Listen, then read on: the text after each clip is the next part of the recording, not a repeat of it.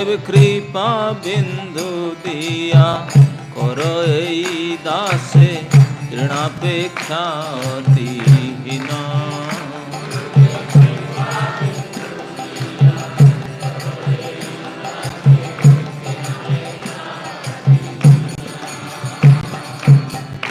कबे हे न कृपा लभिया ए जन कृतार्थ हईबे नाथ।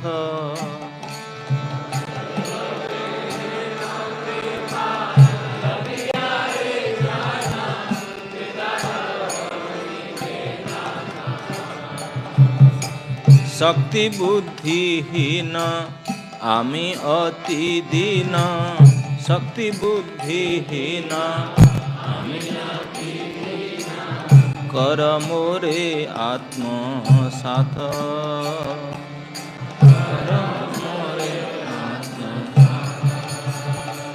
गुरुदेव कृपा बिंदु दिया कर एई दासे ऋणापेक्षा अतिहीन।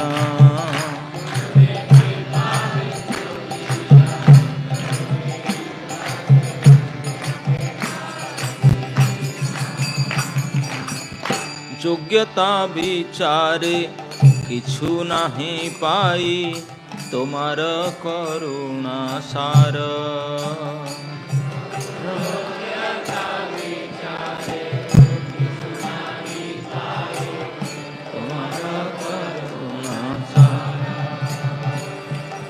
योग्यता विचारे किछु नहीं पाई तुम्हार करुणा सार।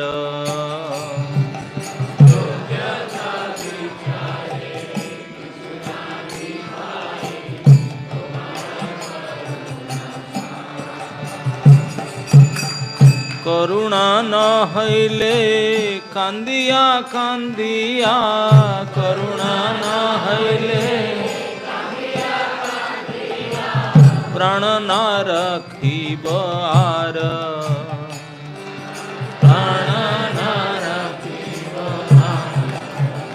गुरुदेव कृपा बिंदु दिया कर एई दासे ऋणापेक्षा अतिहीन।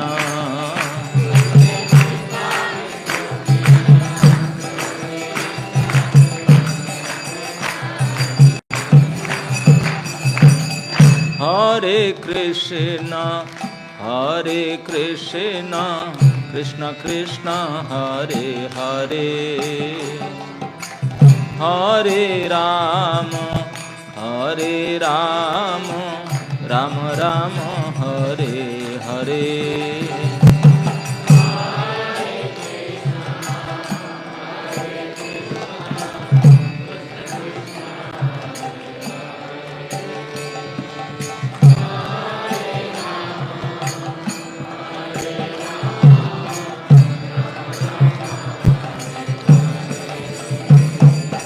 हरे कृष्ण कृष्ण कृष्ण हरे हरे, हरे राम राम राम हरे हरे।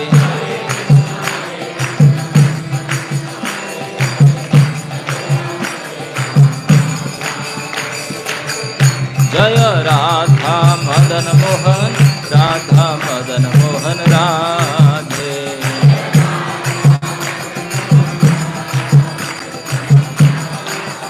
जय जगन्नाथ बलदेव सुभद्रा, जय सुदर्शन।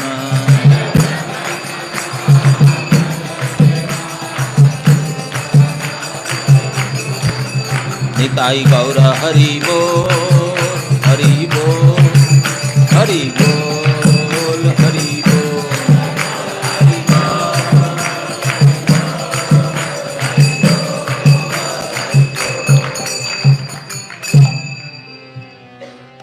जय ओं विष्णुपाद परमहंस परिव्राजकाचार्य स्तोत्र सत श्री श्रीमद अभय चरणारविंद भक्ति वेदांत स्वामी शील प्रभुपाद महाराज की।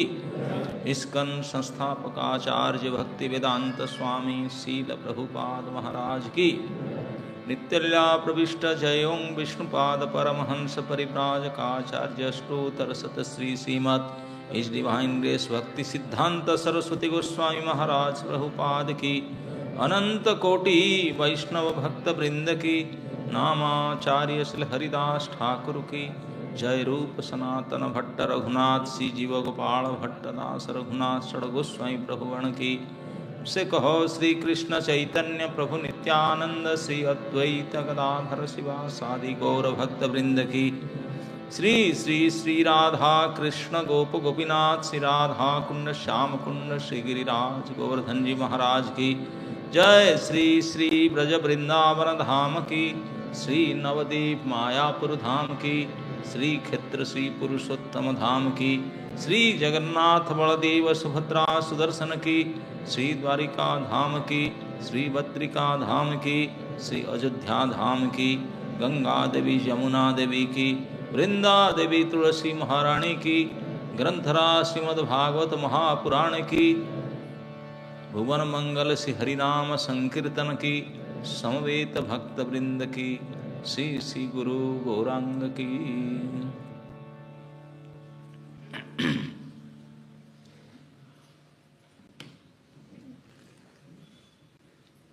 तो हमारे चर्चा कल से चल रहा था गुरु के ऊपर, गुरु तत्व के ऊपर। प्रभु जी का इच्छा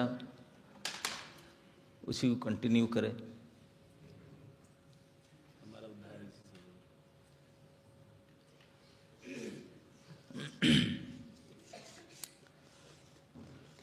ये भजन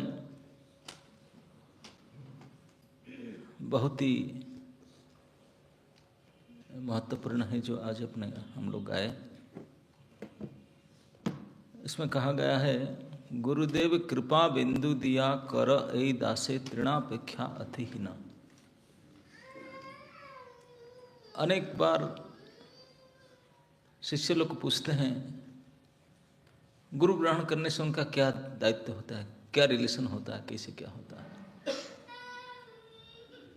अभी हम जो करते हैं वही तो करेंगे, ज़्यादा खाएंगे, ज़्यादा पिएंगे, ज़्यादा सोएंगे ना, नहीं कम सोएंगे, कम खाएंगे, क्या करेंगे, क्या करेंगे, व्हाट इज द ड्यूटी।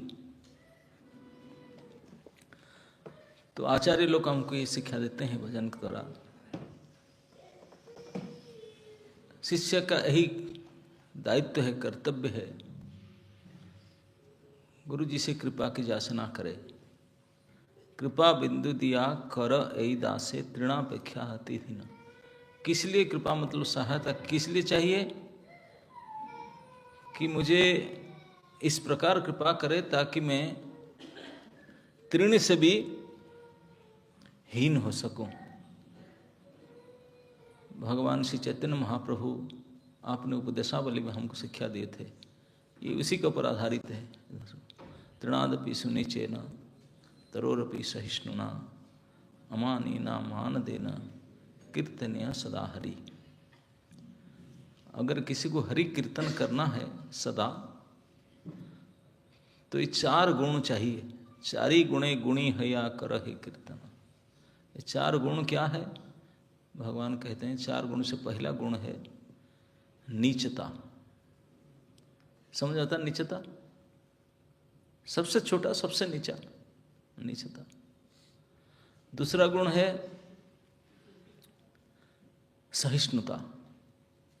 केवल नीच होने से नहीं होगा, सहन करने का शक्ति भी होना चाहिए, सहिष्णुता।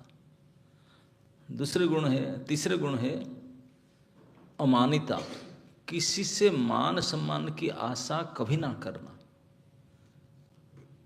कोई अगर दो गाली दे दे, कुछ अपमान कर दे, ठीक है, मेरा कुछ गड़बड़ था शायद इसलिए कर लिया, ऐसे मान लेना। लेकिन मानदाता, सबको मान देते रहना। मान देने में कभी कंजूसी नहीं करना। खर्चा तो लगता नहीं सम्मान देने में, तो इसलिए तो काम बनता है। सम्मान देने से काम बनता है। एक हमारे वैष्णव पद में है, जय दिले जय हबे, जय दिले जय हबे, जय दाव जय दाव। अंग्रेजी बोलते हैं, जो हम आरती करने के बाद जय ध्वनि करते हैं ना, प्रेम ध्वनि बोलते हैं हम लोग। इसलिए बोलते हैं उसे जय जय करो, क्योंकि आप जब भगवान को, भगवान के भक्तों को, भगवान के धाम को जय करोगे तो आपका जय होगा। जय दिले जय हवे, तो हम जय देने में कंजूसी करते हैं, अरे तो आप जय युक्त होगा कैसे? तो ये चार गुण अगर नीचता, सहिष्णुता, अमानिता, मानदता, ये होने से भगवान कहते हैं कि सदा हरि कीर्तन कर पाओगे, ये योग्यता होगा। तो इसी को हम सीखने के लिए जो करते हैं, गुरु जी से प्रार्थना करते हैं कि मुझे ऐसे कृपा करे कि मुझे तृण से भी, घास के तिनके से भी मैं कैसे अपने आप को छोटा मानूं और हीन मानूं। घास के तिनके से भी छोटा मानना, घास के तिनका तो वो है जो जमीन के ऊपर टिक करके रहता है, जमीन के टच करके रहता है। जिस जंतु के, जिस जीव के पैर है, वो घास के ऊपर पैर रखकर जाएगा कि नहीं? सबका चरण के नीचे आएगा, जिनका भी पैर है, पशु पक्षी मनुष्य सब। अरे पैर है, पैर जिसका नहीं है उनके नीचे भी रहता है। सांप आदि उनका पैर ही नहीं होता, लेकिन वो भी घास के ऊपर सबके नीचे रहता है, जमीन की टच करके। हम उसके नीचे कैसे हो सकते हैं? वो तो सबके नीचे है, ये जमीन की टच के हम उसके नीचे होंगे कैसे?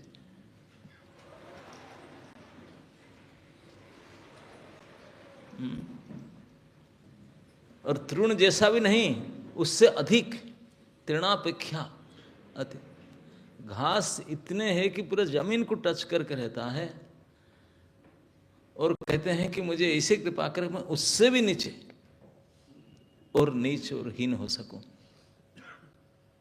मतलब आपके 5.5 फुट हाइट है, ऐसा नहीं कि बिल्कुल 1.5 इंच हो जाए, ऐसे कर दे कोई काट पीट करके, ऐसे नहीं। ये भी मान्यता है। आप कुछ है वैसा बात नहीं। आपने ये भावना होना चाहिए, विचार होना चाहिए कि मैं, जैसे प्रत्येक लोग आते हैं उसको कुचल करके जाते हैं, खातिर नहीं करते, तो कोई भी मुझे कुचल करके चला जाए, मैं तो नीचे हूँ, सबसे छोटे हूँ, सबसे नीचे हूँ, तो दे कैन डू इट, दे कर सकते हैं। निरहंकार, कुछ अहंकार नहीं कि मैं भी कुछ हूँ, ये मुझसे इसे किसी किया, नहीं। तुम सबसे छोटे हो, आपको कोई भी आकर के अपमानित, गाली, कुचल करके चला जा सकता, जैसे घास के तिनके के वो कुचल के चले जाते हैं, देखते तभी नहीं पूछते, उपेक्षा करके चले जाते हैं। तो आपको कैसे कोई कुचल दे, उपेक्षा करे, उसको सहन करना है, ये भाव होना चाहिए। तो इसलिए तृणापेक्षा हीना, ऐसे अपने आप को हीनता, दीनता, इसका मतलब नहीं कि डिप्रेशन हो जाए, I am good for nothing, no.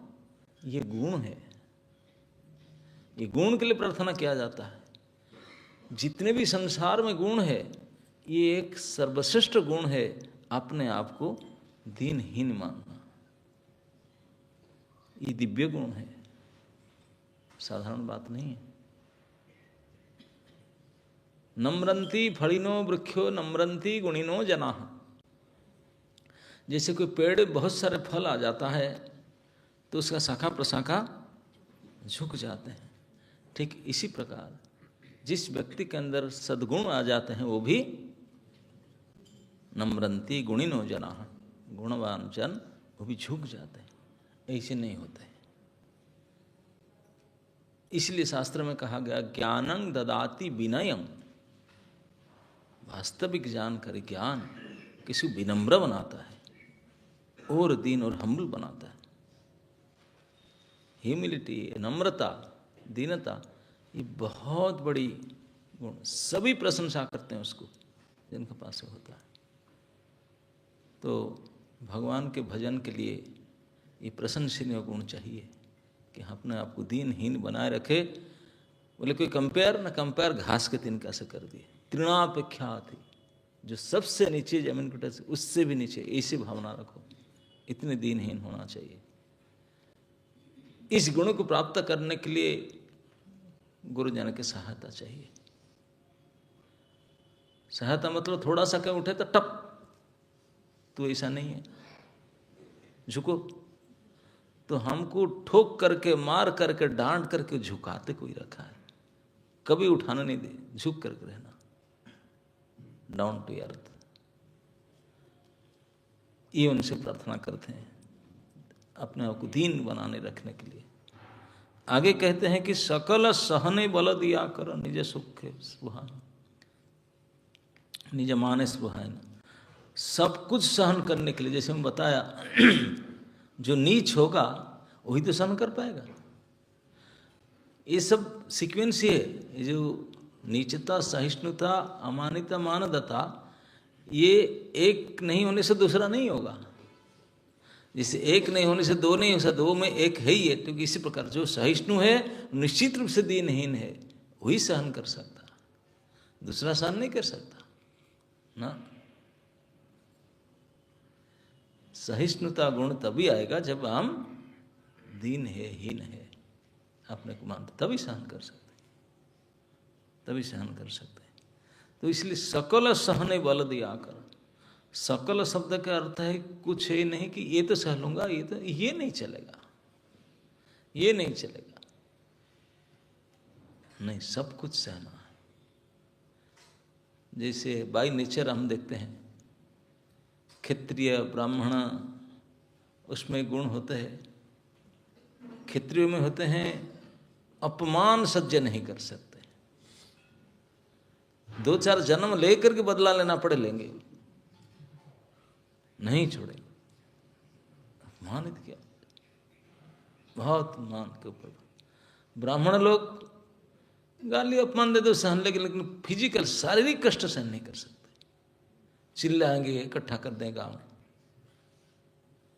क्षत्रियों को शारीरिक कष्ट, हाथ पर काट दो, चिल्लाएंगे नहीं, लेकिन अपमान सहन नहीं कर सकते। तो मानसिक क्लेश, शारीरिक क्लेश, कोई शारीरिक क्लेश सह सकता, मानसिक क्लेश सही नहीं सह सकता। कोई मानसिक सहता, शारीरिक नहीं सह सकता। तो बोलते नहीं, दोनों को, सकल क्लेश और उद्वेग दोनों को सहन करना चाहिए। क्लेश मतलब शारीरिक पीड़ा, उद्वेग मतलब मानसिक कष्ट, मानसिक पीड़ा, दोनों को सहन करना। इसलिए सकल सहन है। कोई मुझे गाली दे, अपमानित कर दे, उसको भी सहन करो। कोई 2 जूता मार दे, उसको भी सहन करो, उसको भी सहन करो। परीक्षित महाराज को जब श्रृंगी ने शाप दे दिया, जब उनके पिताजी को, समीक ऋषि को पता चला कि उन्होंने परीक्षित महाराज को शाप दे दिया, बड़े दुखी हुए। उसको डांट, लेकिन बोले क्या करूं, मेरे बेटा ही है, इतना बड़ी गलती किया। वो बेटा को पता नहीं था, वो सोचा कि मेरे पिताजी मर गए, लेकिन पिताजी जिंदा थे। तो समीक ऋषि सोचे क्या करूं, मेरे बेटा को कैसे बचाऊं, इतनी बड़ी गलती किया। तो बोले अगर परीक्षित महाराज थोड़ा बहुत गुस्सा करें, कुछ एक्शन ले लें, तो मेरा बेटा कुछ हद तक बच जाएगा। समझ रहे ना? वो उनको अभिशाप दे दिया गुस्सा का, अगर वो थोड़ा रिएक्शन कर ले तो बच जाएगा।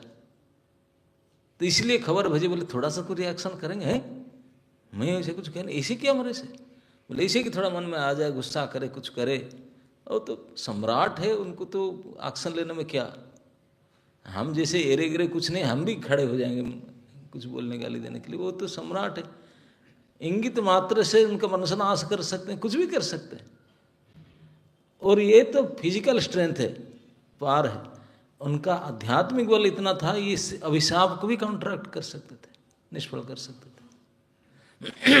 लेकिन समीक ऋषि सोचते हैं, बोले मैं जानता हूं परीक्षित को, मैं उनकी प्रजा हूं। और श्लोक भागवत में लिखते हैं कि परीक्षित महाराज को मैं खबर तो भेजता हूं, लेकिन मैं जानता हूं वो भगवान के भक्त है, प्रभवोपि है, वो भक्त है। उनको कोई अपमान करे, क्या श्लोक किसको याद है? प्रभवंती पिह,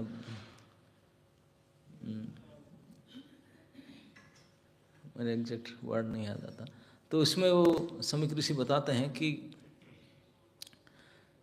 जो भगवान के भक्त हैं, कि वो उनको कोई अपमान करे गाली गुलस दे करके, उनको कोई चीटिंग करे, उनको कोई पीटे, शारीरिक आघात करे, कोई छलना करे, कोई उनको मृत्यु जैसा दंड भी दे, क्रोधित करे, तभी भी उन्होंने बदला लेने के लिए सोचेंगे भी नहीं मन में। क्या सोचेंगे? बोले हरि की ही इच्छा, ठाकुर जी की ही इच्छा मुझे इस प्रकार करना है।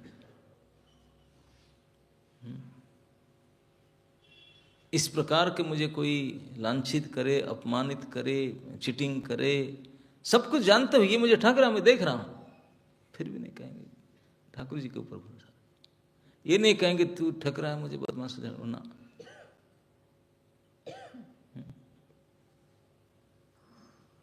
ये है गुण, इसी कहते हैं सहनशीलता, है ना? नहीं, और सह कर भी नहीं कहें कि मैं सह लिया, देखा देखा मैं कुछ नहीं कहा, ऐसे नहीं कहेंगे, स्वाभाविक कहेंगे, बोलते तो करना ही है मान करके।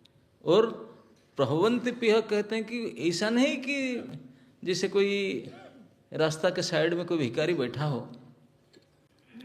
और कि राज कर्मचारी के राजपुत्र के राजा आया, कुछ देखा, उनको देखकर उठ करके 2 थप्पड़ मारा, उसको चला,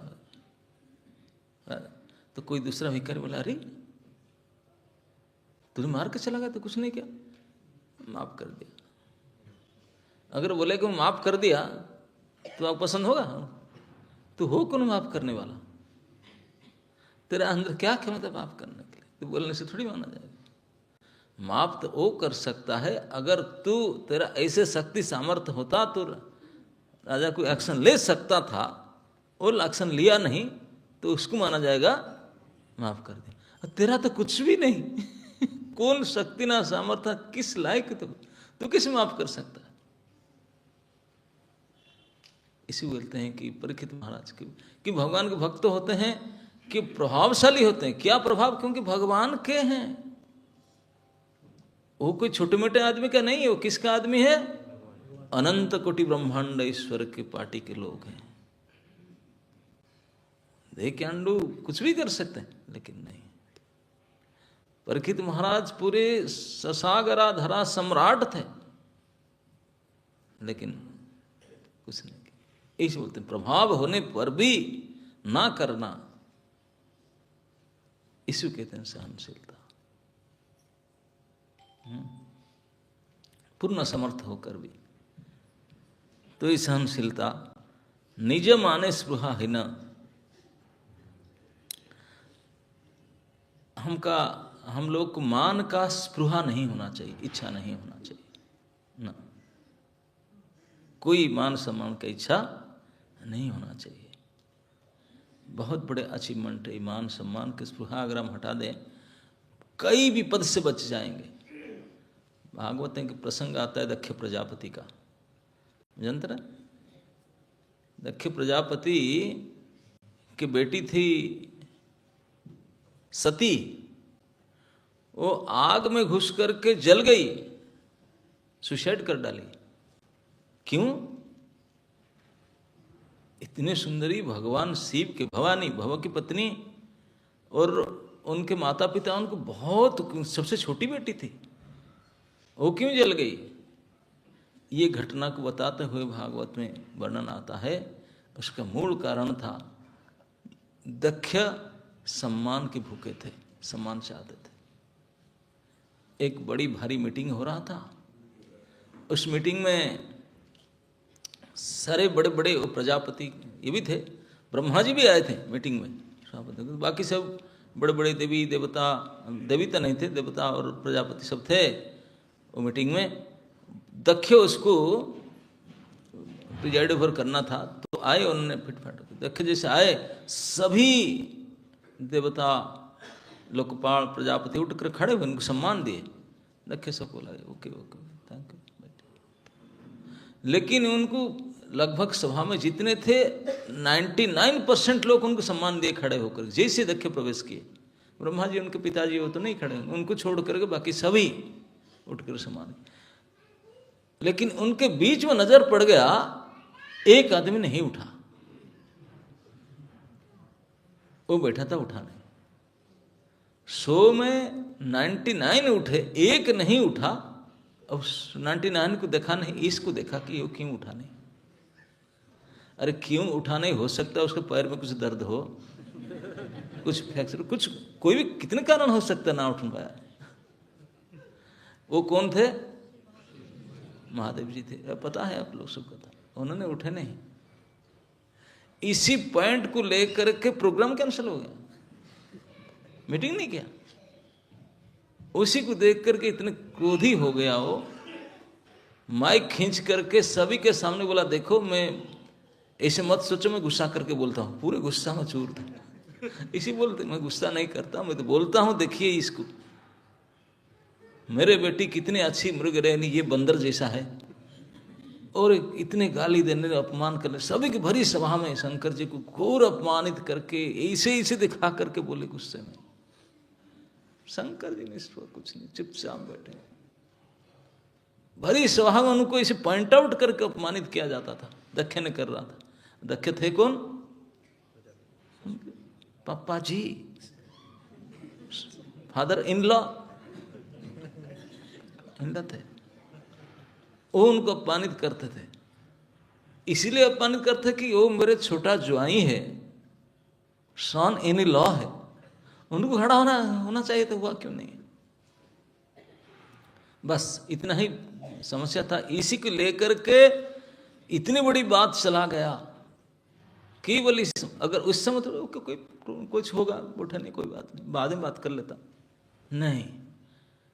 पूरे सभा सब कुछ गड़बड़ हो गया। ब्रह्मा जी चले गए, कुछ नहीं हुआ क्योंकि करने नहीं देंगे। तो माइक खींच करके गाली देने लगा। गाली दिया तो शिव जी तो सहनशील है, कुछ एक्शन देखा। अब आप देखेंगे ये नेचुरल बात है। आप किसी को झगड़ा करते गाली देते हैं, वो हंस देता है, तो आपका गुस्सा डबल बढ़ेगा। बोलिए डोज काम नहीं करता। बोला ये तो काम नहीं करता, और गुस्सा और गुस्सा और गुस्सा होंगे। तो वो अभिशाप देने लगा। बोला गाली गुलस काम नहीं करता, पूरा कांपने लगा, अभिशाप दे करके चला गया, छोड़ के चला गया, खड़ा नहीं हो पाया वहां, मीटिंग हॉल छोड़ के चला गया। वो छोड़ के चला गया तो उनके पार्टी के लोग और शंकर जी के पार्टी के लोग में झगड़ा हो गया। ऐसे होता है। शंकर जी तो निष्पृह, कोई नहीं इच्छा बैठे थे, देखे कि इन दोनों ग्रुप में झगड़ा होने लगा।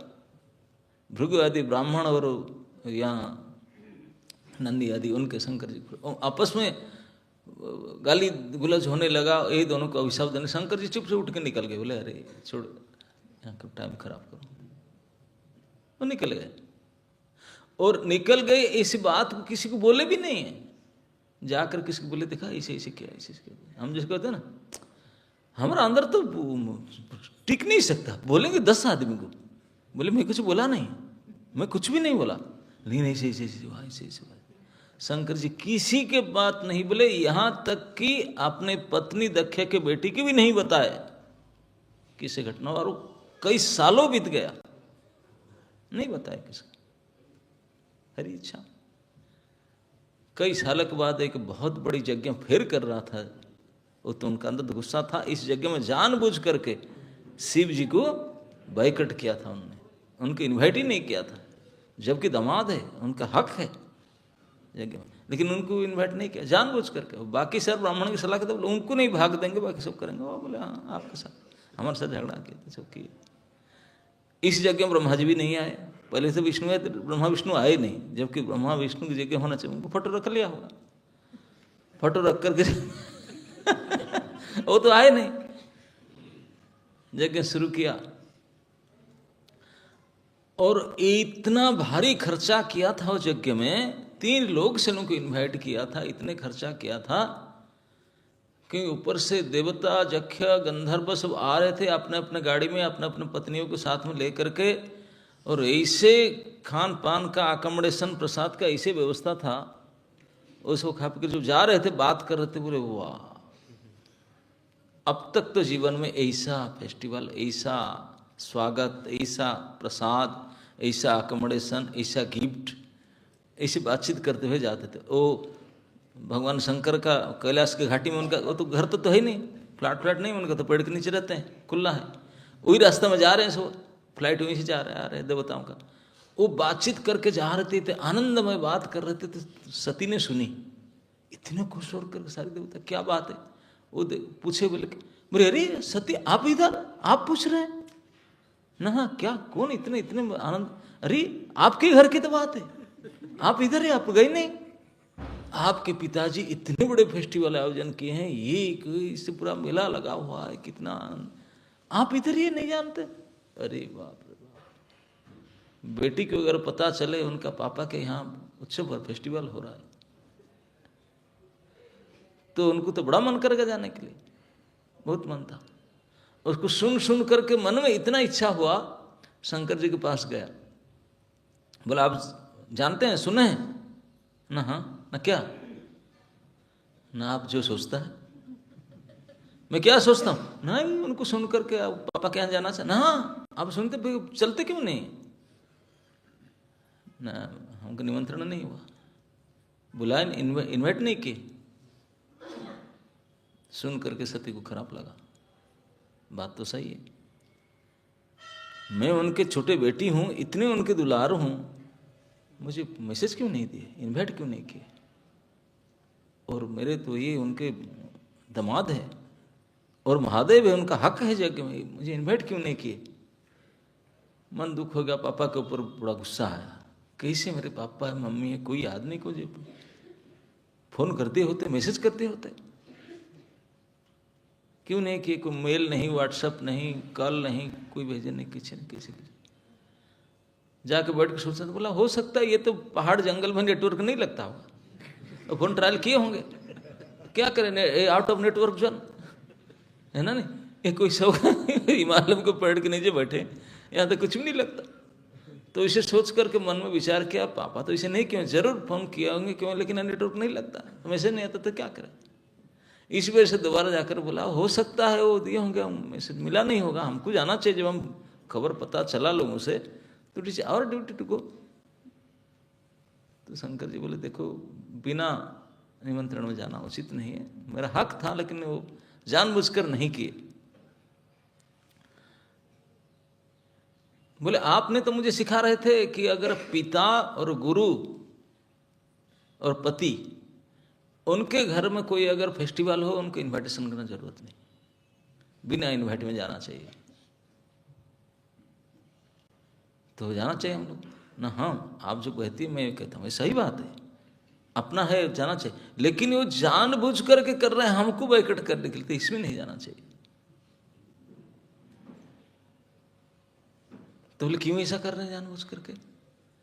तब शिव जी ने बताया वो ओल्ड स्टोरी उनको, बोलते पता नहीं बहुत पुराने बात है। ऐसे एक बार सुबह में हम थे, मैं सभी लोग आए थे, पापा जी आए, तो मैं उठा नहीं, और इसलिए चलते इतने बड़े झगड़ा हुआ, इतने गाली सब। तो सती ने बोला तो आप भी ऐसे क्यों नहीं उठे अपने जब पापा आए? भाई पापा है, आपको ही ससुर लगेंगे, आपको सम्मान करना चाहिए। बोले यही तो समझ, मैं तो सम्मान कर ही रहा था पूरा भली पका, तो उनको समझ में नहीं आया, मैं क्या करूं? वो समझ नहीं पाए। बोला मैं संस्कृत में कर रहा था, उनको समझ नहीं पाए। कोई कोई होता ना, कोई इंग्लिश में बोलते हैं दूसरे समझ में नहीं आता। बोले मैं तो कर रहा था, पूरी सम्मान किया था जिस पर सम्मान, लेकिन उनको समझ में नहीं आया, वो उनके प्रकार से चाहते थे। मैं सम्मान करते, मतलब आत्मस्थिति में रहता हूँ, इस प्रकार से पूर्ण सम्मान कर रहा था। वो चाहते थे शारीरिक सम्मान, उठकर खड़ा हो, केवल शरीर से कोई उठ ले गिर जाए, ये लो स्टैंडर्ड है। कई हम देखे हैं, हम जो के जाते हैं, क्योंकि इस्कन में और नियम है कि सन्यासी लोग जाने से झुकना पड़ता है, प्रणाम है ना? नहीं, ये नियम लगा दिए। तो हम भी जाना नहीं चाहते हैं कि प्रणाम कर, हमें नहीं चाहते हैं, डंडे फंडे लेकर चलते नहीं, लेकिन कभी कोई देख लेते, प्रणाम करते समय क्या मंत्र बोलते मालूम नहीं? पता नहीं आ जाते जहां तक। ये मंत्र के साथ प्रणाम कर।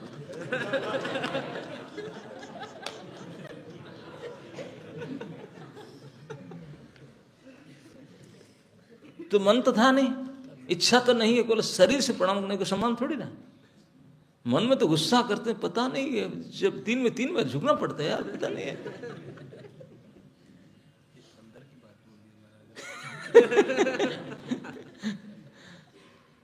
तो बोलते मैं इस प्रकार से मन में कुछ और शरीर में कुछ इस प्रकार नहीं करता था, मैं बिल्कुल सच्चा प्रणाम करता था।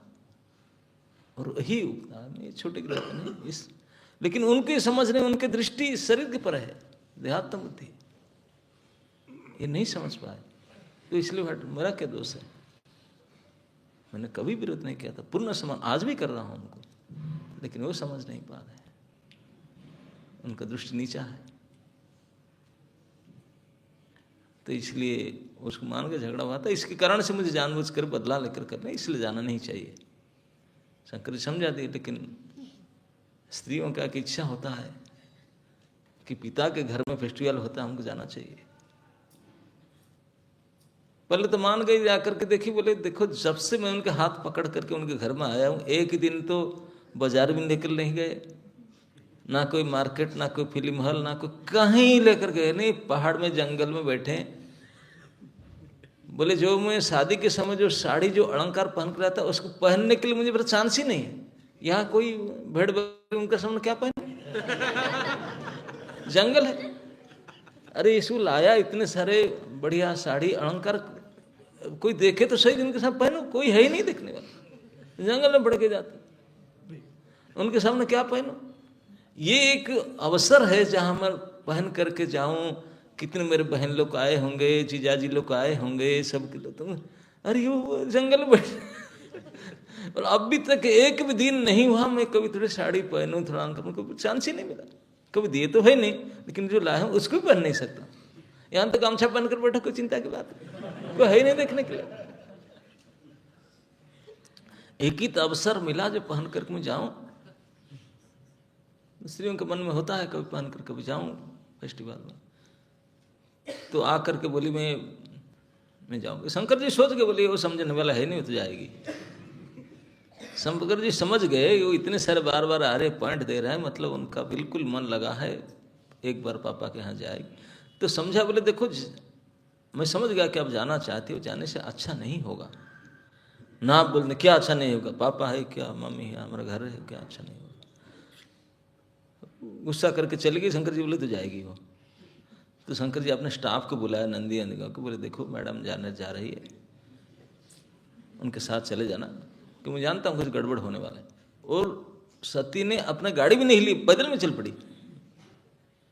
शंकर जी ने अपना गाड़ी भेजे, नंदी को बोले जाओ गाड़ी में बैठा के ले जाओ उनको, अपने कार भेजे। अपने गाड़ी में नंदी आदि उनके सहायक, शिव जी के सहायक उन लेकर गए। अब आप जानते हैं जो हुआ गेट में जाकर, इसी कारण वो कमिट सुसाइड, चल गई आग में घुस करके, जो अपमान सुना। तो इसी को अपने बेटी जल गई, अपने सर कटा, इतने बड़ा झगड़ा हुआ, सारे दख्या गोष्ठी यज्ञ दार खार ध्वंस हुआ। इसका एक ही कारण था कि दख्या सम्मान की आशा छोड़ नहीं पाया, सम्मान की भूखा, मान स्पृहा, मान की इच्छा बड़े दुर्गुण है, जो हमारे अंदर फुट फुट कर भरा हुआ है। हम कहीं जाते हैं, आशा करते हैं वो आकर हमको मिले, हमको अरे भाई ओके काम में बिजी है, आप उनको हेल्प करो जा करके, तो काम छोड़ के आपको पास आएगा, यही आशा रखते हैं हम लोग, सब यही चाहते हैं कि नहीं। तो ही दुर्गुणता है, दुर्बुद्धि। तो ये हम गुरु जी से प्रार्थना करें कि इस प्रकार के जो दुर्गुण, जो मान पाने की इच्छा, उसको कैसे मिटाएं। अगर इस प्रकार की कथा, जैसे दख्या की कथा चर्चा हो, तो लगा अरे इतने खतरनाक, इतनी बुरा बात है, हम नहीं करना चाहिए। तो इस प्रकार चर्चा ही तो होना चाहिए ना। तब कैसे मन में समझ में आएगा कि हम ये सब गलत कर रहे हैं। हम expecting respect, aspect of respect बुरा है करके पता कैसे चले कि संसार में तो जहां देखते हैं सब इसी के चक्कर में चले, है कि नहीं?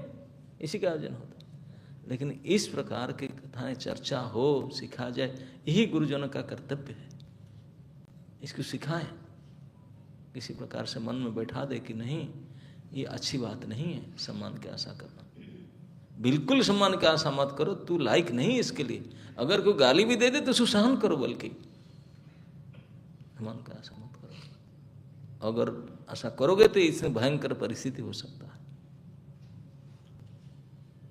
तो इसलिए निज माने स्पृहा है ना, एक तो सहन करो और कभी आशा ना करो। अमानित मान दो इसको कहते हैं। आगे कहते हैं सकले सम्माने करिते सकति देहनाथे जथा जथा तबे तो गाइब हरि नाम सुखे अपराध हवे हत। मैं ये इस लाइन को हमेशा प्राय बोलता हूँ, आप कई बार सुने होंगे। हमारे आचार्य सप्तम गोस्वामी भक्ति विनोद ठाकुर हमको शिक्षा देते हैं। हम हमेशा ये बात जानते, कोई इस्कन डिवोटी तो पक्का जानते हैं इस बात को, अपराध अपराध अपराध हो जाता है। नाम में हम 16 माला तो करते हैं लेकिन कुछ आगे नहीं बढ़ते हैं, किस लिए? अपराध हो जाता है। अपराध, अरे अपराध से बचोगे कैसे फिर? अपराध तो करते रहते हैं सिस्टमेटिकली, बिना सिस्टम में जैसे भी करते रहते हैं, तो अपराध से बचोगे कैसे? क्योंकि अपराध जब तक रहेगा तब तक आगे बढ़ोगे नहीं, लक्ष्य पूर्ति नहीं होगा। अपराध सबसे बड़ा बाधा है। तो बाधा को दूर कैसे करोगे? अपराध से बचोगे कैसे? अपराध से बचोगे कैसे? बोलते हैं कि जिसको अपराध किया उनके चरण, जो पता तो चले ना किसको अपराध किया, वो है ही नहीं। वो गाजियाबाद में रहते हैं कि और कहाँ रहते, क्या पता, ये भी तो पता नहीं किए। ये बहुत बड़े समस्या है। हम सभी अपराध करते रहते हैं। ऐसा कोई दिन नहीं है जिस दिन हम काय से, मन से, वाणी से नहीं करते हैं, क्योंकि हम एक्सपर्ट है इसको काम करने में। यही काम करते आए कई जन्मों से, वो करते रहते हैं। तो बचेंगे कैसे इस मेंटालिटी से? एक बार के बोलो नहीं उसको उनको प्रणाम कर लूँ, एक दिन प्रणाम कर दिया, लेकिन क्या करें, प्रणाम करते समय मन में तो बात विचार दूसरा आता है, गाली देकर के प्रणाम करते हैं। तो इस प्रकार अपराध से कैसे बचें?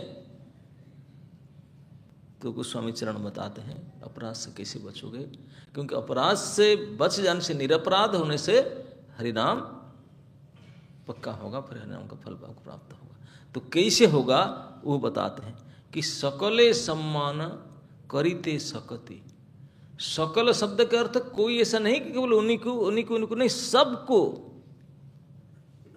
सभी को सम्मान करो। कैसे सम्मान करो ना? आज दे डिजर्व, जिनको जितना सम्मान आवश्यकता है उनको इतना सम्मान देना चाहिए। इसका मतलब सभी को देखने दंडवत प्रणाम करो, नहीं, सबके लिए दंडवत प्रणाम करना आवश्यकता नहीं है।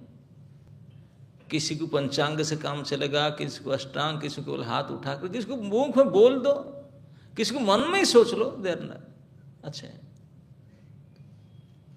It is a science. ये ज्ञान को सीखना चाहिए, क्योंकि सम्मान नहीं चाहोगे, सम्मान दोगे, ये हमारे जीवन का बहुत बड़े अचीवमेंट है। तो सम्मान दूं कैसे? बोलते हैं कि जिसको देखे सम्मान बोले नहीं, सकले सम्मान जथा जथा, वो जैसा सम्मान के लायक है इतना ही सम्मान करना चाहिए। ज्यादा करना गड़बड़ी, कम करने भी गड़बड़ी, इतना आवश्यक इतना दो। उनको कैसे पता चलेगा? ये गुरु जी से सीखना है कि इनको कितने सम्मान दो, ये सीखना चाहिए।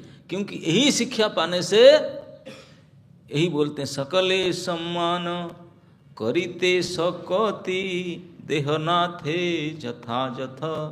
हे नाथ, मैं किस प्रकार सभी को जथाजथ सम्मान दे पाऊं, मुझे सिखाओ। क्यों? क्योंकि तबे तो गाइब हरि नाम सुखे अपराध। जब मैं सकल को, सभी को सम्मान करना सीख जाऊं ठीक ठीक, तब मेरा अपराध हत हो जाएगा, अपराध से वर्जित हो जाऊंगा और हरिनाम सुखपूर्वक कर पाऊंगा। तब जाकर के मैं हरिनाम कर पाऊंगा, अपराध से बच जाऊंगा। कब? ना जब मैं सम्मान करने का शक्ति, सम्मान करने का ज्ञान मुझे प्राप्त हो जाए। क्या करना, किसको कैसे सम्मान करूं ये सीख जाऊं तो अपराध से बच जाऊं। आप लोग सब अपराध से बचना चाहते हैं ना? अपराध से बचना तो हमेशा चाहते। अपराध से बचने के लिए उपाय है सभी को सम्मान करना। लेकिन सभी को कैसा सम्मान? जहां देखो जितना माता जी पंचांग पंचांग हुई अष्टांग, फोन में दंडवत। दंडवत जानते नहीं होता क्या है? दंडवत शब्द का अर्थ ही नहीं पता। दंडवत, अरे तो झूठ है। दंडवत तो कभी किया ही नहीं जीवन में, ये एक्सरसाइज कभी किया नहीं। अब बोलता कैसे? मैं इसलिए बोलता हूं कि यही बोलो कम से कम साधारण प्रणाम, दिस इज ओके। यह खराब नहीं था, कम से कम झूठ तो नहीं बोलते ना। प्रणाम करते साधारण प्रणाम बोलो। दंडवत क्यों बोलते हैं? दंडवत तो करता तो है नहीं। दंडवत, दंडा कहते हैं कि दंड को बत मतलब जैसा दंड जैसे गिरता है ऐसे धड़ाम गिरना। अष्टांग लगता है जमीन में, अष्टांग प्रणाम इसको कहते हैं। पैर, घुटने, छाती, सर, आंख, मन और वाणी, ये 8 चीज को पतन करके जब किसी को प्रणाम किया जाता है उसको बोलते दंडवत प्रणाम। क्या होता है हमारा बोलो? यही पता ही नहीं था अब तक, तो ऐसे ही दंडवत होता है क्या? दंडवत में एक अंग है वाणी। वाणी की कैसे करेंगे? वाणी से उनका सम्मान करते हुए, बोलते हुए प्रणाम करना, ये ऐसी विधि है। मैं अपना नाम अपना गोत्र बता करके उनको बता करके स्वीकार करके बोलना पड़ेगा, क्योंकि प्रणाम करना इट इज ए ऑफरिंग। आप दे रहे हैं, वो ऑफरिंग क्रिया कंप्लीट होगा जब वो एक्सेप्ट करेंगे, क्योंकि लेन देन के व्यापार है ना। आप दे रहे हैं, वो ले रहे हैं। I am offering my respect. आप ऑफर तो किया लेकिन वो एक्सेप्ट किए कि नहीं? जब तक एक्सेप्ट नहीं किए तो आपको ऐसे रहा ना, वो तो लिए नहीं। तो इसलिए प्रणाम विल कंप्लीट जब आप बोलेंगे प्रभु मैं प्रणाम स्वीकार करता हूँ, प्रणाम करता हूँ, स्वीकार कीजिए, हम ऑफरिंग में प्रणाम निवेदन कर रहा हूँ, तो बोलेंगे हाँ आशीर्वाद, कुछ बोलेंगे उनके तरफ से कुछ, तब एक्सेप्टेड हो गया, दैट मीन्स इट्स कंप्लीट, तभी प्रणाम कंप्लीट हुआ। अब देखेंगे सब वैदिक तीर्थ में कई वो प्रणाम कर तुरंत हाथ उठाकर बुढ़े भवा आशीर्वाद देते ना ऐसे आशीर्वाद देते ना सब यही से तो करते हैं। कुछ भी मतलब एक्सेप्टेंस हो गया मेरे बात को समझे, तो दैट इज कंप्लीट। और पता नहीं वो कहाँ जाते हैं, ऐसे ठोक दिया बोला प्रणाम कहते हैं, उसको पता ही नहीं। अरे ये तो लेन देन है, इट शुड बी कंप्लीट। उनको पता तो चले कि आप दे रहे हैं और वो भी ले रहे हैं, तब होगा। तो कैसे किसको कैसे प्रणाम देना है,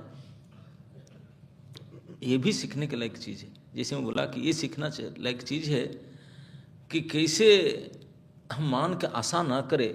किस प्रकार कई स्टोरी कहना करके हम मन में बैठा कि अगर मान के आशा करते हैं क्या भयंकर परिणाम है, तो इस समझ में आते ना मैं कोई सम्मान आशा ना करो। ठीक इसी प्रकार सम्मान मान देने का भी तरीका सीखना चाहिए। श्री रूप गोस्वामी पाद अपने उपदेशामृत में एक श्लोक में लिखते हैं कि मनसंद्रियेत यस्या मनसांदित, जिनके जिह्वा पर गिरा, मतलब जिह्वा पर कृष्ण शब्द उच्चारण तो हो गया, तो उनको मेंटली रिस्पेक्ट करो मन में। कोई भी व्यक्ति वो गैरेज में नट बोल्ट टाइट कर देता, कृष्ण आपका सुना, अरे कृष्ण शब्द बोला, प्रणाम के लायक है, बहुत अच्छा बहुत अच्छा। मेंटली रिस्पेक्ट करो उनको, मनसांद्रियत। कृष्ण इति जस्य गिरीतम, कृष्ण इति, इतना ही केवल कृष्ण, जिनका मुंह से कृष्ण शब्द उच्चारण हो गया वो हमारे सम्मान की योग्य है। लेकिन जाकर पैर पड़कर गिरना नहीं, मन से शब्द सुनते, कहीं से भी शब्द आया, चाहे पुरुष हो, स्त्री हो, वृद्ध हो, बालक हो, उनका मुंह से कृष्ण शब्द उच्चारण, कृष्ण इति गिरी में जिह्वा में उच्चारण हुआ, तो हमारे सम्मानीय हो गए, सम्मान की योग्य। मेंटली मन में उनका सम्मान करो। और आगे आगे बोलते हैं, जो हरि नाम करता है पूरा, और जो दीक्षा लिया हुआ है, जो दीक्षा लेकर के विधि पूर्वक नाम करता है, ठाकुर जी की सेवा पूजा भी करता है, उनको सभी को मन से करने से नहीं चलेगा। किनको मन से करो, किसी को वाणी से करो, बोलो, और किसी को वाणी से बोलने, मन वाणी और प्रभु जी प्रणाम, वाणी से बोलो, हाथ को जोड़ो, मन में सोचो। और किसी को इतना नहीं, झुको, जमीन में टीको, घुटना टेक करके, फिर 3, 2, 5 पंचांग उसका होगा। घुटना टेक करके, हाथ जोड़ करके, नेत्र से, वाणी से, मन से इस प्रकार सम्मानित करो, ये पंचांग हुआ। और फोन में पंचांग बोल दिए, अरे पंचांग जानते नहीं क्या होता है, करते तो है ही नहीं, क्यों बोलते झूठ। तो और जो बिल्कुल सारे सेवा पूजा, उनके लिए तो और भी विधि प्रकार बाकायदा प्रणाम करो उनको। और आगे कहते हैं, उनके संग प्रार्थना करो, निंदादि शून्य हृदयम ईप्सित संग लब्ध्वा, उनके संग करो, उनको सेवा करो जो जिनके हृदय में किसी का प्रति निंदा करने का भावना नहीं है, जो किसी को कभी बुरा नहीं करते, बोलते हैं, किसी का निंदा नहीं करते, वही सेवा करने के लायक, संग लेने के लायक है, उनकी एसोसिएशन लो। और जो बहुत तिलक चिता फिता लगा लेकिन हमेशा बुरा करते हैं, निंदा करते हैं, उसकी निंदा करते हैं, उसकी निंदा करते हैं, बी केयरफुल, गोस्वामी कहते हैं ना। जिनका हृदय निंदा आदि से शून्य है, वो संग लेने के लायक है, सारे सम्मान की भागी है। केवल सम्मान से काम नहीं चलेगा, उनको साथ रह करके उनकी सेवा करो, उनके संग लो। ये सब विज्ञान है, मान देने का विज्ञान। इसी को गुरुजन से सीखना होगा कि किनको किस प्रकार सम्मान करो। इसी को कहते हैं कि सकल ये सम्मान, सबके सम्मान यथायथ देने के लिए मुझे शिक्षा दो, तब मैं कर पाऊँ। अगर आप सभी को इस प्रकार से, जिनको जैसा जो क्या आवश्यकता इस प्रकार सम्मान दे पाए, तब परिणाम क्या होगा ना, फायदा ये है कि आप अपराध से बच जाओगे। केवल अपराध से बच नहीं जाओगे, तबे तक गाइब हरि नाम सुखे, सुख पूर्वक हरि नाम भजन कर सकते हो। अभी हम हरि नाम करते हैं, खींचे तो पता नहीं, आप सब जानते हैं, सबको पता है, लेकिन सुख पूर्वक हरि नाम तभी होगा क्योंकि हरि प्रसन्न हो जाएंगे। हम जो हरि नाम लेते हैं, ये आप लोग को पता है कि नहीं, हम सोचते हैं आई एम चैंटिंग, मैं जप कर रही हूँ, मैं जप कर रहा हूँ, ये गलत है। हमारा पास जो इंद्रियां हैं, जिह्वा आदि, उसका ताकत नहीं है हरि का नाम ले ले ना, अयोग्य है। अतः श्री कृष्ण नामादि न भवेत ग्राह्यम इंद्रिय, इंद्रिय के पास ताकत नहीं है कृष्ण के कोई चीज को ग्रहण कर पाए। वो पूर्ण चैतन्य है। ये जड़ जिह्वा क्या लेगा भगवान के नाम? भगवान का नाम साक्षात हरि है, साक्षात भगवान है। उनके जड़ जिह्वा का ताकत नहीं है उसको ले सके, हरि नाम ले सके, तो हमारा कल्याण कैसे होगा? तो बोलते हैं सेवन मुख ही जिह्वाद हो स्वयं एव स्फुरति अधः। अगर आप सेवा करने के लिए इच्छा करोगे, कैसे सेवा ना, शुरुआत कम से कम जिह्वा से, हे प्रभु मैं तो किसी के लायक नहीं, कम से कम आपका नाम लेना चाहती हूँ, चाहता हूँ। ये इच्छा, उन्मुखता, हरि के नाम उच्चारण करने की इच्छा मन में आया तो हरि इतने कृपालु है, स्वयं तेरे जिह्वा पर प्रकट हो जाएंगे, स्वयं प्रकट होते हैं। हम कहते हैं मैं नहीं, आप नहीं, आपका क्या ताकत है हरि का नाम लो?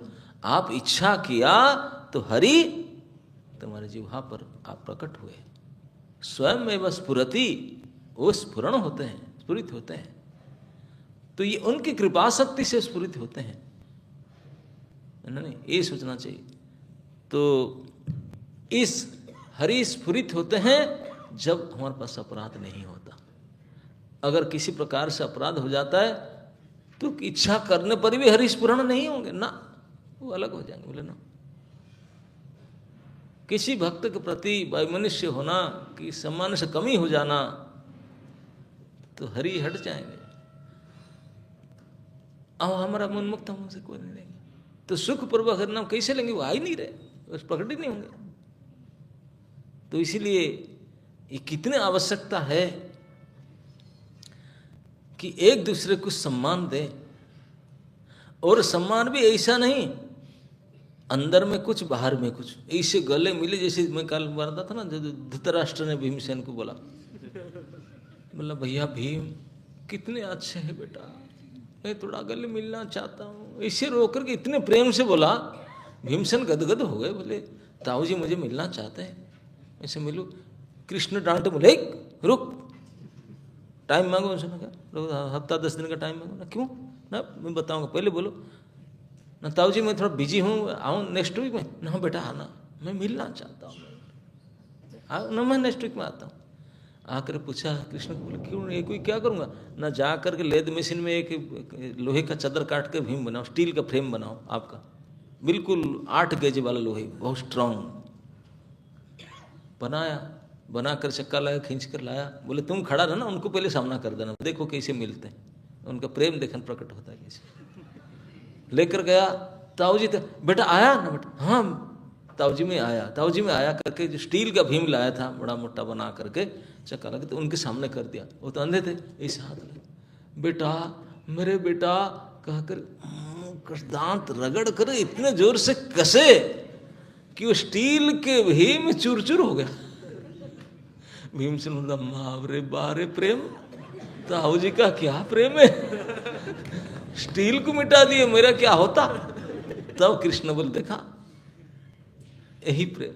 अंदर में कितने बोले 100 बेटे को तुम्हारा था, पीस डालूंगा तुझे, खा जाऊंगा तुझे। तू ही मुख से कितने प्रेम निकाल रहा था, लेकिन अंदर में भाव क्या था? अधिकांश हमारे अधिक तो आप सही बात बता दिए, अंदर की बात, क्योंकि हम सभी के अंदर यही भाव रहता है। अंदर में कुछ, बाहर में दांत दिखा करके जैसे बिल्कुल वो सारे संसार ऐसा है। किसी को पूछो प्रभु जी कैसे, हाउ आर यू? फाइन। कैसे फाइन? जो पूछ रहा है वो भी नहीं है, जो बोल रहा है वो भी नहीं, दोनों ही नहीं, सरासर झूठ, मानने के लिए तैयार नहीं। तो इसी को कहते हैं। तो ये सब चीज को जानना कि सम्मान तो करते ही हैं, लेकिन ये सम्मान अंदर से होता है, मन से होता है, ना केवल एक्शन से होता है, ड्रामा होता है। ड्रामा से तो काम नहीं चलेगा। ड्रामा में कोई पुलिस बना, कोई चोर बना, फिर आए, फिर बैठ कर, क्योंकि तो ड्रामा स्टेज में था, प्ले था, तो इसे प्ले मत करो। अगर सुख पूर्वक हरिनाम लेकर के जीवन को सुधार कल्याण करना चाहते हो तो डोंट बिकम ए प्लेयर। सही बनो, आप जो हो वही बनो, जो आपको भाव सही रूप में प्रकट करो। बिल्कुल सहनशील बन करके सम्मान के भाव बाकायदा हृदय से सम्मान प्रकट करो, हृदय से सम्मान प्रकट करो। और सम्मान प्रकट करते समय मन में बिल्कुल विचार है, मैं बिल्कुल छोटा हूँ, वो मेरे से बड़े हैं, भगवान भक्त है, मैं तो नीचे। आपने को अति नम्र भाव सोच करके, दीनहीन मान करके उनको सम्मान करो। सम्मान करने की भावना से मन वाणी शरीर से उनको सम्मान करो। इसी प्रकार भाव से सम्मान करने का चीज, सम्मान करने का तरीका सीख जाने से अपराध से बच जाएंगे, और अपराध से बच जाएंगे तो हरिनाम सुखपूर्वक होगा। यू विल चैंट नाइसली, है कि नहीं? ओके, आज के लिए समय हो चुका है, कल उसको और आगे बढ़ेंगे।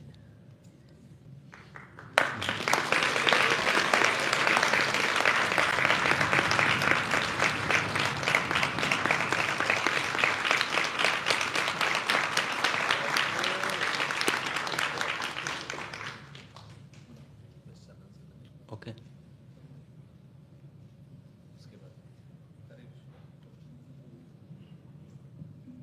हरे कृष्ण महाराज जी, बहुत बहुत धन्यवाद आपने बताया। एक महाराज प्रश्न आता है कि जैसे कभी कभी सैद्धांतिक रूप से हम किसी को सिद्धांत के रूप से काटते हैं और वो दूसरे संप्रदाय के साधु संत हो सकते हैं, कुछ हो सकते हैं। जब सिद्धांत की चर्चा होता है तो ऐसा लगता है जैसे क्रिटिसाइज कर रहे हैं हमको। कई लोग कहते हैं नहीं, हम उनको क्रिटिसाइज क्यों कर रहे हैं, दूसरे संप्रदाय के हैं। जबकि जैसे हम सैद्धांतिक रूप से चर्चा कर रहे हैं, उनके लिए सम्मान है क्योंकि वो संत है, लेकिन हम सिद्धांत की चर्चा कर रहे हैं तो क्रिटिसिज्म जैसा लगता है कई लोगों को। तो ऐसा जब हम सिद्धांत की चर्चा करते तो क्या उसका अपराध लगता है या फिर? तो प्रश्न जो कहना चाहते हैं मैं समझ रहा हूँ, आप लोग समझे। वो बोलते हैं कि कभी कभी साधु संत के समाज में हम जब अपना सिद्धांत को बताते हैं उनको बुरा लगता है तो हम क्रिटिसाइज करते हैं, ऐसे बुरा मान जाएंगे। तो ये क्या है? ये गलत नहीं है। जो भी, जैसे आप मार्केट में जाते हैं, कई वेंडर मन बेचने वाला बैठते हैं, सभी के पास वो बोलेगा अपना जो सामान को अच्छा बताएंगे कि नहीं, ये तो मार्केटिंग, नहीं तो बेचेगा कैसे? आपने सामान को अच्छा बताने के लिए कुछ तो गुण बताएगा, वो बताना आवश्यकता है। लेकिन दूसरे सामान को निंदा मत करो। लेकिन ऐसे कह सकते हो मेरे बाकियों से मेरा बेटर है, फ्रेश है, आज भी लाया, ऐसे बना, कुछ तो बताओगे। बिना ये करके तो कैसे बताओगे? तो ये बताना आपका धर्म है, इसमें कोई गलती नहीं है ना? नहीं तो इसमें दूसरे का निंदा नहीं करते हो। आपके समन को, आपके सिद्धांत को, आपके नीति को, आपके मत को श्रेष्ठ बताना चाहते हैं। प्रचारक का ही नीति यही करना ही पड़ेगा। दिस इज मार्केटिंग, है कि नहीं? तो चीज है श्रेष्ठ, आप समझे श्रेष्ठ, मानते हैं श्रेष्ठ, तो बोलेंगे श्रेष्ठ, तो इसमें क्या दिक्कत है? और दूसरे किसी को बुरा मान दे तो अपना बात को आप बोलो। आप इतने बड़ा हो, नहीं नहीं मेरा कितने फ्रेश है, कलर है, क्या है, आपका गुण आप बताओ, मेरे गुण मैं बताऊंगा। तो अपना गुण को बताना, श्रेष्ठ तरीके से बताना, ये तो आपका कर्तव्य है प्रचारक का, उसमें कोई अपराध नहीं है। अगर हम जानबूझ करके किसी को नीचा दिखाने के लिए प्रयास करते हैं तो ये गलत है। हम नीचा किसी को दिखाना नहीं चाहते, अपने प्रोडक्ट को ऊंचा कराना चाहते हैं, अपने मत को, सिद्धांत को श्रेष्ठ दिखाना चाहते हैं। That is okay. ओके,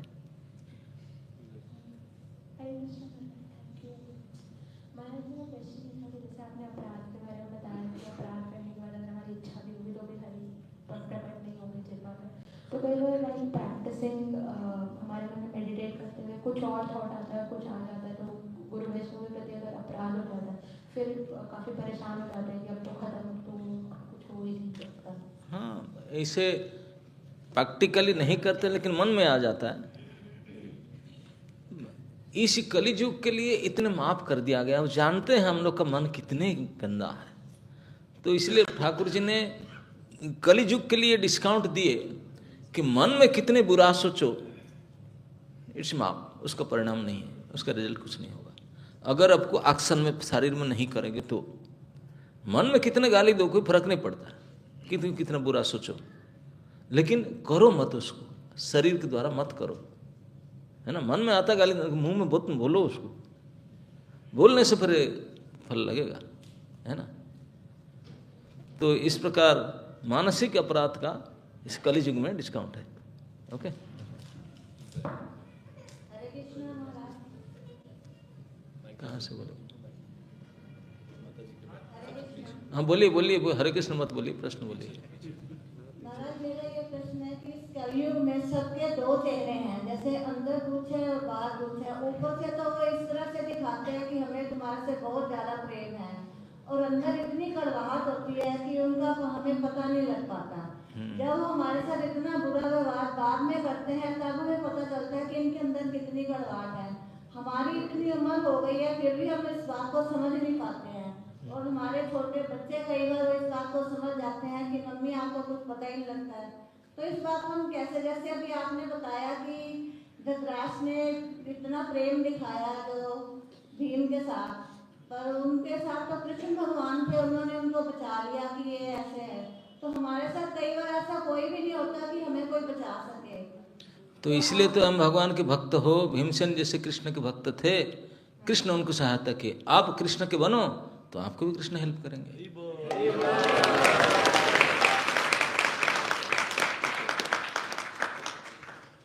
धन्यवाद प्रभु जी। हरे कृष्णा महाराज, हरे कृष्णा। कृष्ण महाराज, मेरा प्रश्न था कि हम अपना जो धैर्य है, इससे अच्छे से इष्ट है, इसको कैसे बढ़ाने जब हमारा तिरस्कार हो रहा हो। ऐसी बात सुनना पड़ेगा। अब तो सुने ही नहीं, धैर्य कोई है इसको प्रैक्टिस करना है, पता ही नहीं तो क्या करोगे। Attentive hearing is solution. Okay, ये सब के बारे में पता तो चले, वहीं तो बताए इसके चर्चा हो तब तो पता चले कि इसे भी कुछ होता है। नहीं तो हम तो करते जा रहे हैं, इसी को सिस्टमेटिकली गड़बड़ी करते जा रहे हैं। कृष्ण महाराज, बहुत बहुत धन्यवाद, आपने बहुत अच्छा बताया। मेरा एक प्रश्न था कि जैसे आपने बताया कि सम्मान करना है भक्तों का, ताकि अपराध भक्तों का नहीं, सभी का। सभी का।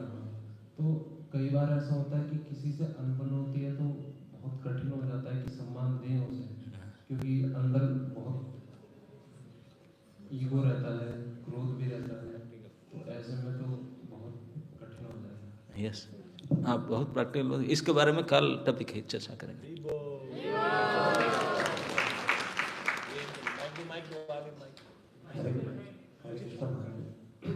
महाराज जी, आपका बहुत बहुत धन्यवाद हमारा मार्गदर्शन करने के लिए। महाराज, आपने परीक्षित महाराज जी के एग्जाम्पल में बताया था श्रीमद् भागवतम से कोट करके कि भक्त को किस प्रकार का हमारा भक्त कैसा होता है। तो महाराज उसमें बताते हैं कृता विप्लता, तो उसमें आप हतवा जो है लास्ट में कि वो मार भी खाने होते, उसका भी प्रतिकार नहीं करता। तो महाराज हमारे चेतना में ये रहता है कि कोई परमहंस वैष्णव है, आप महाराज जैसे कोई डंडा मारेंगे पीटेंगे तो हम लड़ाई कर रहे हैं, पिटने का भी मौका मिले। लेकिन अगर कोई और दूसरा भक्त है, समकक्ष है या कोई नए भक्त है, तो उनके प्रति हमारा जो भाव है वो अलग ही होता है। तो कैसे महाराज मैं अपने इस भाव को सुधार सकता हूँ? और एक दूसरा प्रश्न भी, सेम ये सब ढंग से सुनने से सुधार सकते है ना। सुन करके चिंतन करेंगे तो फिर पता चल गया ये गलती, इस प्रकार नहीं करना चाहिए, है ना। ओके,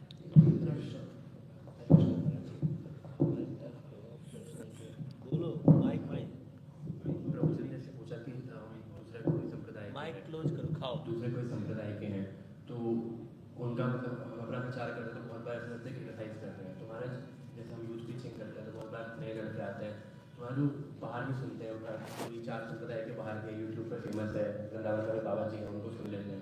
फिर आपकी कोशिश, तो महाराज इसका मतलब क्या रहना चाहिए हमारा? आप बस यही रहना चाहिए, बता रहा हूँ, किसी को क्रिटिसाइज नहीं करना चाहिए, जो अपना करे करे। हम अपना सिद्धांत, अपने मत को अच्छे से बताना चाहिए, ये श्रेष्ठ है। आपको पसंद नहीं तो इट्स अप टू यू, उनको बुरा करना है ना। बताया संप्रदाय हाँ तो ठीक है, तो आप अपना संप्रदाय में रहो ना, मना क्या करें।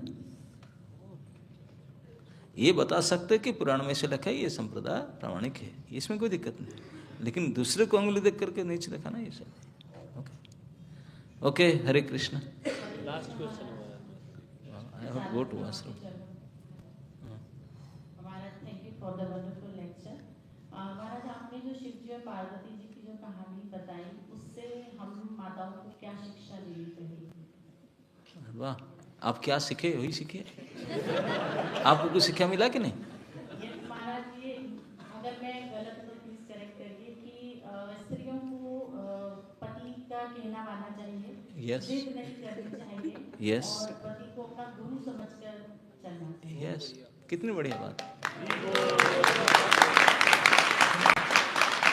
अगर सती अपने पति को मान करके रुक जाती तो वे होता नहीं। इसी में छोटा सा प्रश्न है, अगर पति भक्त ना हो तो भक्त बनाने का दायित्व आपका है, प्रसाद खिलाओ उनको, है ना, क्योंकि आप आधा अंग है पति के।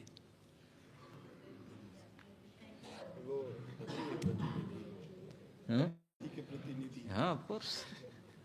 हरे कृष्णा।